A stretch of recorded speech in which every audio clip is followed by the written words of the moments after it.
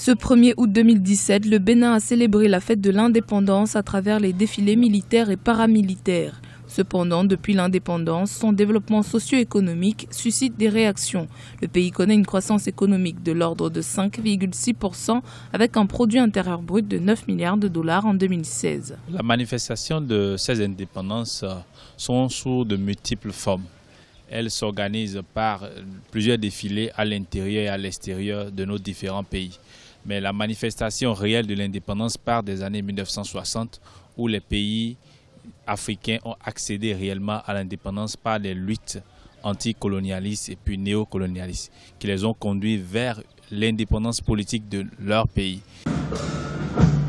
Les experts estiment que la souveraineté d'un pays peut être constatée grâce au triangle des axes de souveraineté, la monnaie, l'armée et le droit positif. Ainsi, de nombreux observateurs avancent-ils que le Bénin, à l'instar des pays africains francophones, reste lié à la France par le pacte colonial, condition d'octroi de l'indépendance.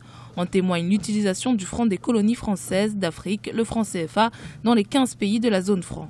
Plusieurs secteurs sont également concernés par ce constat, à savoir l'exploitation des matières premières au profit de la métropole, le maintien des programmes d'études dans le domaine de l'éducation. Il faut que nous arrivions à introduire l'enseignement des langues nationales dans nos écoles, que ce soit primaire, maternelle, secondaire et jusqu'à l'université. Donc si nous n'arrivons pas à introduire ces langues, nous n'arrivons pas à dispenser les enseignements dans ces langues et nous continuons à utiliser toujours le français, je pense que ce serait vraiment illusoire de penser à une quelconque indépendance.